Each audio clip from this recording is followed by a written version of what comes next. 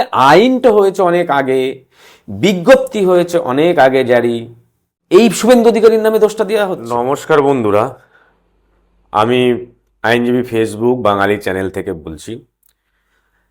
আজকে আমি আপনাদের সামনে এসেছি যে এই রাজ্য সরকার মানে সদ্য দায়িত্ব পেয়েছে এবং এই পশ্চিমবঙ্গ রাজ্য বর্তমানে সরকার গঠন করেছে ভারতীয় জনতা পার্টি এবং এই রাজ্যের মুখ্যমন্ত্রী হচ্ছে শুভেন্দু অধিকারী মহাশয়। এবং 13/5/2026 তারিখে একটা নির্দেশিকা জারি করে 14 বছরের নিচে গরু কুরবানি দেওয়া যাবে না, গবাদি পশু কুরবানি দেওয়া যাবে না। তাই নিয়ে রাজ্য রাজনীতিতে আজকে সোশ্যাল মিডিয়া ব্যাপকভাবে বিভিন্ন মানুষ বিভিন্ন ধরনের বার্তা দিচ্ছে এবং সবথেকে বেশি ক্ষতিগ্রস্ত হচ্ছে যারা গবাদি পশু ব্যবসা করে, যাদের পশুর খাটাল আছে। তো সেরকমই একটা ভিডিও আমি আপনাদেরকে দেখাবো, যে এই ভিডিওটা আগে দেখুন, তারপরে আজকে আমি অনেক কথা বলবো এবং সেই প্রত্যেকটা কথাগুলো একটু যদি মনোযোগ সহকারে আপনারা শোনেন তাহলে চিত্রটা পুরো পরিষ্কার হয়ে যাবে। কারণ সোশ্যাল মিডিয়ায় বিভিন্ন জনে বিভিন্ন রকমের বার্তা দিচ্ছে এবং সঠিক বার্তাটা কি সেটা আইনের পদ্ধতিতেই আমি একজন আইনজীবী হিসেবে সেটা আপনাদের সামনে তুলে ধরব। তো সর্বোপরি এই ভিডিও ছোট্ট একটা ক্লিপ আমি আপনাদেরকে দেখাচ্ছি এবং সেটা একটু দেখুন। শুভেন্দু অধিকারী এসে তুই গদিতে বসে আছিস, তুই কি করছিস? মানুষকে এরকম করে হিন্দু ধর্মতে সবকিছু তো নষ্ট করে দিচ্ছিস। আমাদের ঈদটা করতে দিক, আমরা গরুগুলো বিক্রি করি, কিছুটা যেন অন্তত মুক্ত হয়। এই ভিডিওটা সোশ্যাল মিডিয়ায় ব্যাপকভাবে ভাইরাল হয়েছে এবং এই ভদ্র মহিলা ইনি গরু ব্যবসা করে এবং সামনে হচ্ছে ঈদ, মানে গরু কুরবানি দেওয়ার জন্য ইনি একজন হিন্দু মহিলা হয়ে ব্যবসা করছেন এবং শুভেন্দু অধিকারী মহাশয়কে বলছেন তুই তামারি বলে কথা বলছেন। স্বাভাবিকই উনি প্রচুর একটা অ্যামাউন্ট লোন নিয়েছে গরুর ব্যবসার জন্য, হাজব্যান্ড ভ্যান চালিয়ে খাচ্ছে। তো একজন মুখ্যমন্ত্রীকে এইভাবে যে কথা বলছে তো সেটা শোভনীয় নয় প্রথম কথা, কিন্তু অপোজিটে ওনারও কষ্টটাও দেখতে হবে এবং আমরা সেটা দেখছি যে হ্যাঁ মানুষটা খুব কষ্ট করে এবং গরিব মানুষ কান্নাকাটি করছে। তো এইবার আমি আপনাকে একটা ভিডিও ক্লিপ দেখাবো একজন শিক্ষিত এবং বিশিষ্ট আইনজীবী উনি কি বলছেন সেটা শুনুন। আইন কিন্তু বিজেপি করেনি, শুভেন্দু করেনি, মোদি করেনি। সবাই বলছে এই শুভেন্দু আইন করলো, এই বিজেপি আইন করলো। না ভাইয়া না, এই আইন মমতা বাবুর আমলে হয়েছে, এই আইন 1950 সালে হয়েছে। নিশ্চয়ই এনাকে চেনেন, আলী আফজাল, একজন আইনজীবী এবং বর্ষিয়ান আইনজীবী, হাইকোর্টে প্র্যাকটিস করেন উনি এবং আমার অনেক সিনিয়র, ওনাকে নমস্কার আমার। তো উনি কি বললেন যে শুভেন্দু অধিকারী আইনটা করেনি, মোদি আইনটা করেনি, 1950 সালে আইন, মমতা বাবুর সময়ে অনেক কিছুই হয়েছে। উনি প্রতিবাদ করেন, অন্যায়ের বিরুদ্ধে প্রতিবাদ করেন। তো এইবার আমি এই ভিডিওটা আপনারা দেখলেন, আর এই যে গরু ব্যবসায়ী যারা আছেন খাটাল এবং আরও অনেক মহিলা এবং অনেকেরই অনেক ধরনের কথা, আরও কয়েকটা ভিডিও আমি আপনাদেরকে দেখাচ্ছি। তারপর আমি বিস্তারিত আলোচনায় আসব যে আজকে এই আলী আফজাল মহাশয় যে কথাটা বলছেন একদম পারফেক্ট কথা। শুভেন্দু অধিকারী রাজ্যের মুখ্যমন্ত্রী, উনি কিন্তু আইন আনেননি। দেশের প্রধানমন্ত্রী, উনি কিন্তু আইন আনেননি। আইনটা কিন্তু 1950 সালে হয়েছে। তো আর দুটো ক্লিপ একটু দেখে নিন, তাহলে জিনিসটা একটুখানি ক্লিয়ার হবে। গোমাতা এতদিন ছিল না, আজকে হয়েছে গোমাতা। আমরা তো একজন হিন্দু, জানি না গরুকে কি করতে হবে, গোমাতা করতে হবে। গোমাতা যদি করবি তাহলে সরকার বাড়ি নিয়ে গোমাতা করুক। মানতেই পারছি না, আমাদের স্বামীরা বলছে সুসাইড করবো, শুভেন্দু অধিকারী আছে সেইগুলো দেখবে। এনারও বক্তব্য যে ইনি গরু ব্যবসায়ী, এনার একটা হিউজ অ্যামাউন্ট ইনভেস্ট হয়ে গেছে। তো গোমাতা গোমাতা প্রশ্ন শুভেন্দু অধিকারী দেখবে নাকি, যেভাবে ওনাদের কথাবার্তা ওনারা বলছেন, গোমাতা যে প্রশ্নটা সেটার সাথে এটা নয়। গোমাতা হিন্দুদের কাছে গরু এক দেবতা, এবং আমিও হিন্দু, গোমাতা হিসেবে আমরা শ্রদ্ধা করি এবং পুজো আর্চা করি। ইনিও কিন্তু হিন্দু, ইনি যে বলছেন এনারাও কিন্তু হিন্দু, এনারা প্রত্যেকে কিন্তু হিন্দু, এবং এনারা ব্যবসা করছেন। এনারা গরু কুরবানির জন্য কিন্তু গরু পুষছেন এবং গরু ব্যবসা করছেন। আরেকটা ভিডিও দেখুন। কুরবানির নিয়ম বন্ধ করেছে, মানছি না, মানবো না। মহাশয়কে গরু বিক্রি করতে দিতেই হবে। আজকে সামান্য 15 দিন 20 দিন ক্ষমতায় এসে এই নিয়ম কেন চালু হয়েছে? গরু কুরবানি বন্ধ করে দিয়েছে, মানছি না, মানবো না। এনারা কিন্তু জানে না কুরবানি কিন্তু বন্ধ করেনি। এই যে কথাটা আমি বললাম কুরবানি কিন্তু বন্ধ করেনি, সেটা আমি আসছি আপনাদের কাছে। এই যে ছোট ছোট যে ক্লিপগুলো, যে ভিডিওগুলো ভাইরাল হয়েছে এবং সেই ভিডিওগুলো সোশ্যাল মিডিয়ায় বিভিন্নভাবে শেয়ার হচ্ছে এবং ভাইরাল হচ্ছে, মানে কতটা সঠিক এগুলো কিন্তু এনারা জানেন না। বিভিন্ন জনে বিভিন্ন কথা বলছেন, সেই কথার অনুযায়ী আন্দোলন শুরু করে দিচ্ছেন। আরেকটা ভিডিও দেখুন। বিজেপি সরকার থেকে আপনারা তো খুশি তো? আমরা তো এনেছিলাম অভয়ের মায়ের কান্না পোষানোর জন্য, উনি অভয়ের মায়ের কান্না পোষা থেকে হাজার মায়ের কান্না কারণ হয়ে গেল। আজ আমাদের গরুর ব্যবসা যদি বন্ধ হয়ে যায়, দেড়াদার লোনের স্যার আমাদের বাড়ি আসবে, যখন আসবে আমাদের নিজেদের বাজানোর দায় আমাদের স্বামীদের বাইরে বার হতে হবে। আজকে এক মায়ের কান্না পোষা থেকে হচ্ছে হাজার সন্তানের মায়ের কান্নার কারণ হয়ে গেল। আমরা স্বামীদের কি জবাব দেবো? আজ আমাদের স্বামীরা ঘরছাড়া হয়ে যাবে। সরকার কি করবে আমাদেরকে নিয়ে? করুক একটা ব্যবস্থা। সরকার থেকে কি আপনি আবেদন করবেন? সরকারের কাছে একটা আবেদন, আমাদের একটা বছর কুরবানি হতে দিক, এবছরটা দিক, আর দিক না দিক আমাদের কোনোদিন বলবো না। সরকার তো আগেও এসেছিল, কেন বলিনি যে খারাপ ব্যবসা বন্ধ করে দেবো? আজ বাংলায় বসেই সরকার খারাপ ব্যবসা উদ্যোগ করে দেবে? এটা কি একটা ঘটার কথা? কি বললেন ইনি? সরকার তো এর আগেও ছিল, সে সরকার কেন বলেনি খাটাল ব্যবসা বন্ধ করে দেবে? সব কিছুই এই বর্তমান সরকারের দিকে আঙ্গুল তোলা হচ্ছে। সরকার কিন্তু কুরবানি বন্ধ করতে বলেনি। কেন বলছি, এই ভিডিওটা একটু দেখুন। একটা বিশৃঙ্খল পরিস্থিতি তৈরি করতে চাইছে। আমাদের সরকার বলেছে প্রকাশ্য জায়গায় কোনো কুরবানি হবে না। বিজেপি বলেনি যে কুরবানি বন্ধ করে দেবে। আজকেও ডিএম অফিসে নিয়ে বৈঠক ছিল, সেখানেও বলা হয়েছে প্রকাশ্য জায়গায় কুরবানি দেওয়া যাবে না। আমার ধর্ম পালন করতে গিয়ে অন্যের ধর্মের ভাবাবেগে আঘাত দেওয়া যাবে না, সেটা মাথায় রেখে কুরবানি করতে হবে। কুরবানি বন্ধ নয়, কুরবানি নিয়ম মেনে করতে হবে। বিজেপি সরকার কিন্তু গরু কুরবানি কিন্তু দেওয়া যাবে না সে কথা বলেনি। বলেছে যে প্রকাশ্যে কুরবানি দেওয়া যাবে না। কিন্তু এই যে হিন্দু গরু ব্যবসায়ীরা আছে এবং বিভিন্ন মানুষেরা এই বিভিন্ন ধরনের কথা বলছে, এবং এই যে নতুন সরকারের বিরুদ্ধে বিভিন্ন ধরনের কথা বলছে। কিন্তু ওই যে প্রথমে বললাম, ফার্স্ট ভিডিওটাতে যেটা দেখলেন, যে সিনিয়র আইনজীবী আলী আফজাল মহাশয়, উনি যে কথাটা বলেছেন ওটা একদম সত্য কথা বলেছেন। তার টোটাল বিশ্লেষণটা আমি দিয়ে দিচ্ছি আপনাদেরকে।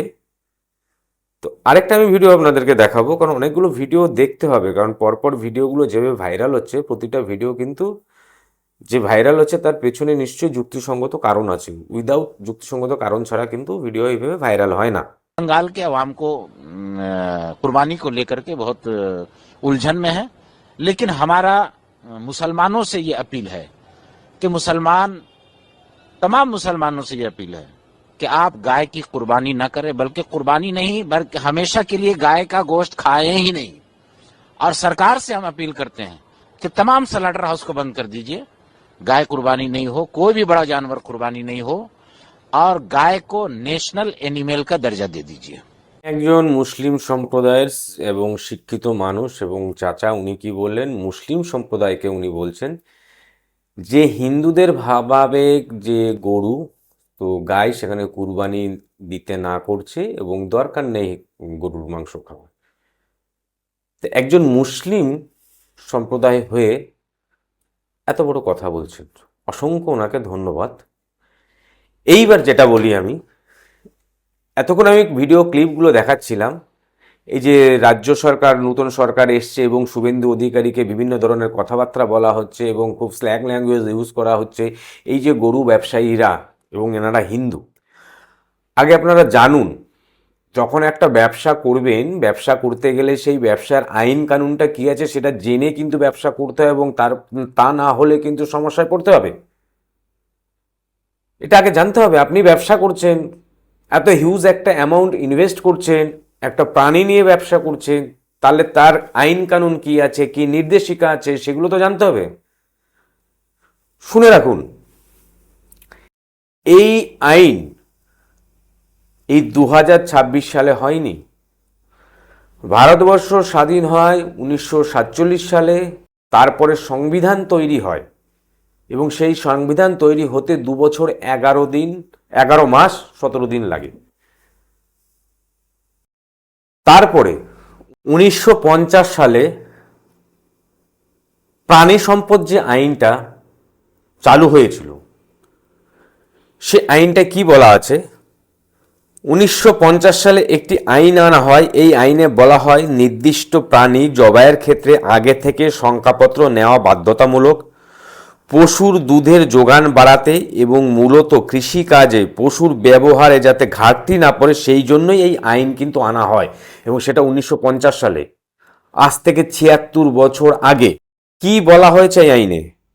কোন কোন ক্ষেত্রে পশুকে জবাইয়ের অনুমতি দেওয়া হবে তাও নির্দিষ্ট করে দেওয়া হয়। বলা হয় পশুর বয়স 14 বছরের বেশি এবং প্রজনন কিংবা কাজ করতে অক্ষম হতে হবে। দ্বিতীয়ত, বয়সে আঘাত, বিকৃতি বা কোনো রোগের কারণে স্থায়ীভাবে কাজ কিংবা প্রজননের জন্য অনুপযুক্ত হয়ে যায়, সেক্ষেত্রে যেসব পশুর ক্ষেত্রে এই আইনটা কার্যকরী করা হয়েছে সেই পশুগুলো হচ্ছে, যে তালিকা আছে সেই তালিকা আছে ষাঁড়, বলদ, গরু, বাছুর, পুরুষ ও স্ত্রী মহিষ, মহিষের বাছুর এবং নপুংসক মহিষ। এই ধরনের পশু জবাই করতে হলে আগে প্রশাসনিক ও পশু চিকিৎসা সংক্রান্ত অনুমোদনের প্রয়োজন। এই যে বিজ্ঞপ্তি জারি করা হয়েছে, এই বর্তমান সরকার যে বিজ্ঞপ্তি জারি করেছে, এটা জাস্ট নির্দেশিকা পালন করার জন্য। কারণ 2018 সালে 6ই আগস্ট কলকাতা হাইকোর্টের রায় এবং তা নিয়ে 2022 সালে 8 জুন সরকারি নির্দেশিকা অনুসরণ করেই এই বিজ্ঞপ্তি। ফলে রাজ্য সরকার বাড়তি কোনো পদক্ষেপ করেনি, শুধু আইন ও হাইকোর্টের নির্দেশই পালন করার জন্য বিজ্ঞপ্তি প্রকাশ করা হয়েছে। তাহলে জিনিসটা পরিষ্কার হলো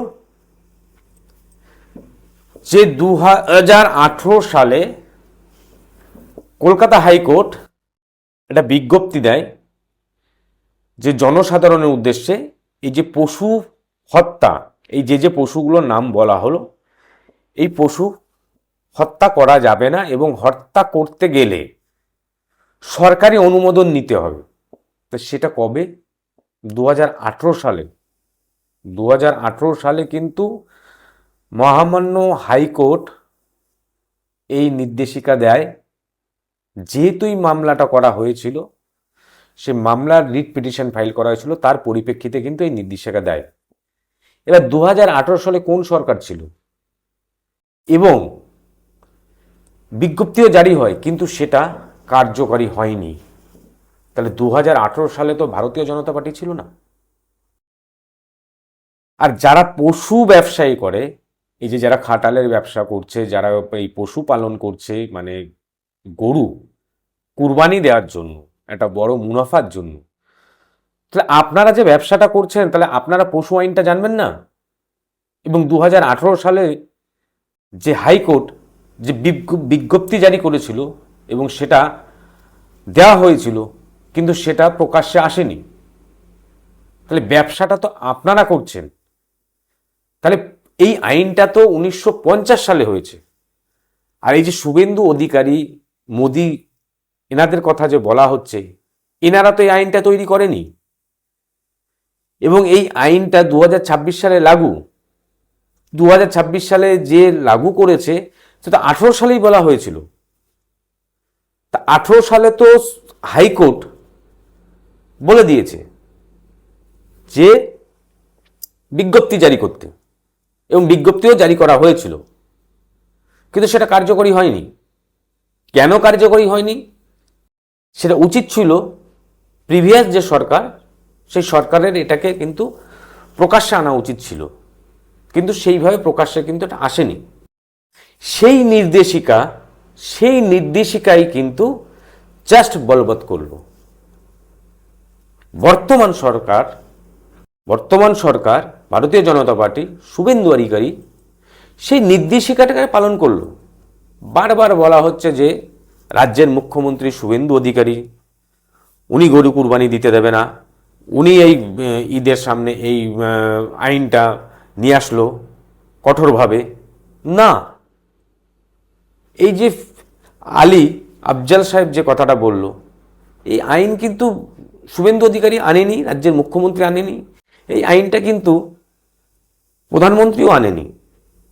এটা 1950 সালে কিন্তু এই আইনটা চালু হয়েছিল। তারপরে 2018 সালে হাইকোর্টে যখন রিট ফাইল হওয়ার পরে হাইকোর্ট কিন্তু একটা বিজ্ঞপ্তি জারি করতে বলেছিল সরকারকে, এবং সেটা করা হয়েছিল, কিন্তু সেটা সেইভাবে প্রকাশ্যে আসেনি। সেটাও একদম পরিষ্কার হয়ে রয়েছে যে চাষাবাদের ক্ষেত্রে গবাদি পশু আমাদের কাজে লাগে এবং ধীরে ধীরে বিলুপ্ত হতে থাকবে, গরুর দুধ আমাদের কাজে লাগে, বিলুপ্ত হতে থাকবে। তাই এই হিন্দুরা, মুসলিম সম্প্রদায়ের কোনো সমস্যা নেই, মুসলিম সম্প্রদায়ের মানুষরা কি বলছে যে না, আমরা গরু কিনবো না। তাহলে খাটাল ব্যবসায়ী যারা আপনারা ব্যবসা করছেন, তাহলে আপনাদের তো আগে জানতে হবে। আপনারা না জেনে, আইন না জেনে আপনারা ব্যবসা করছেন, এবং আপনারা ব্যবসা করছেন দীর্ঘদিন ধরে। আর এই বিজ্ঞপ্তিটা হয়েছিল 2018 সালে, হাইকোর্ট বলে দিয়েছিল, সেগুলো আপনারা জানেন না। তাহলে আপনারা যখন ব্যবসা করছেন, তাহলে এনিম্যাল একটা তো জানতে হবে। না জেনে আপনারা ব্যবসা শুরু করে দিলেন। এবার এই নির্দেশিকাটা তো করলো, এই আইনটাকে কঠোরভাবে বলবৎ করলো, এবং এই আইনে এটাও রয়েছে যে এই নিয়ম যে মানবে না তার কিন্তু জেল জরিমানা হবে। আজকে যদি পশু বিক্রি করা হয় এবং তার সংখ্যাপত্র লাগবে, এবং সেই সংখ্যাপত্র দেবে পশু চিকিৎসক, এবং যেখানে পশু বিক্রি হবে সে পঞ্চায়েত হোক, পৌরসভা হোক, সেখানে একজন প্রতিনিধিত্ব থাকবে, এবং সেই সংখ্যাপত্র বর্তমান এখন বোধহয় ওই ফর্ম ফিল আপ করলে সংখ্যাপত্র বোধহয় 200 টাকা লাগে। গভর্নমেন্টের কাছে পারমিশন নিতে হবে, পারমিশন নিয়ে সেই পশুটাকে কিন্তু জবাই করা যাবে, তবে সেটা প্রকাশ্যে নয়, সেটা কিন্তু পৌরসভা কিংবা পঞ্চায়েতের কসাইখানায়। তাহলে আইনটা হয়েছে অনেক আগে, বিজ্ঞপ্তি হয়েছে অনেক আগে জারি, আর রাজ্যে বিজেপি সরকার আসলো এই 13 দিন হলো, আর এই শুভেন্দু অধিকারীর নামে দোষটা দেওয়া হচ্ছে। উনি তো জাস্ট নির্দেশিকা পালন করছে। আগের সরকার কি কি করে গেল না করে গেল, তারপরে সেই সমস্ত প্রোটোকল মেনে পরবর্তী সরকার সেটাকে এগিয়ে নিয়ে যাবে। সেই জায়গাটাকে বুঝতে হবে। এই ব্যাপারটা নিয়ে মানে এই বিভিন্ন জনের সোশ্যাল মিডিয়াতে বিভিন্ন ধরনের কথাবার্তা বলছে, একদম সম্পূর্ণ কথাবার্তাগুলো আমার মনে হয় অযৌক্তিক কথা। আইন মেনে চলতে হবে, আইনে যেটা আছে সেই আইনেরটাকে আপনাকে প্রাধান্য দিতে হবে, এবং সরকার যে আইন আছে সেই আইনটাকে বলবৎ করতে হবে। যেটা আগে করেছিল কিন্তু সেইভাবে কঠোরভাবে হয়নি, প্রকাশ্যে সেইভাবে আসেনি, এইবার সেটাকে কঠোরভাবে আনা হলো। আর আরেকটা প্রশ্ন থেকে যাচ্ছে যে গরু যেহেতু হিন্দুদের একটা ধর্মীয় ভাবাবেগ, স্বাভাবিকই সেই জায়গায় দাঁড়িয়ে একটা খারাপ লাগা তো থাকবেই, একটা আবেগ থাকবে। কিন্তু মুসলিম সম্প্রদায়ের আমি ভিডিওগুলো দেখেছি বিভিন্ন, এবং একটা ভিডিও ক্লিপ দিলাম যে মুসলিম সম্প্রদায়ের মানুষের একটাই কথা, আমাদের দরকার নেই, আমাদের গরু হচ্ছে ঈদে কুরবানি দেওয়ার কোনো দরকার নেই, দিলাম না, আমরা অন্য পশু দিলাম। কিন্তু এই খাটাল ব্যবসায়ী যারা আছেন হিন্দু পরিবারের, নিজেকে হিন্দু বলেন, সনাতনী বলেন, গরুর ব্যবসা করছেন এবং সেই গরুর ব্যবসাটা দুধের কারণে করুন, চাষবাসের ক্ষেত্রে করুন, তা নিয়ে সেই গরুটাকে কুরবানির জন্য করছেন। এবং সেটা আপনারা কি ধরনের সনাতনী আমার জানা নেই, তবে আমি সেই প্রশ্নে যাচ্ছি না, আমি আইনের কথায় যাচ্ছি। যেখানে আইন রয়েছে সেই আইন না জেনে আপনারা যদি ব্যবসা করেন এবং সেই জায়গায় দাঁড়িয়ে যে আইন যদি বলবৎ হয়, তার দায় সরকারের নয়, তার দায় আপনার নিজের। আশা করি সকলে বুঝতে পেরেছেন। আমি জাস্ট আইনটাকে আপনাদের সামনে তুলে ধরলাম। সকলে ভালো থাকবেন, সুস্থ থাকবেন। নমস্কার।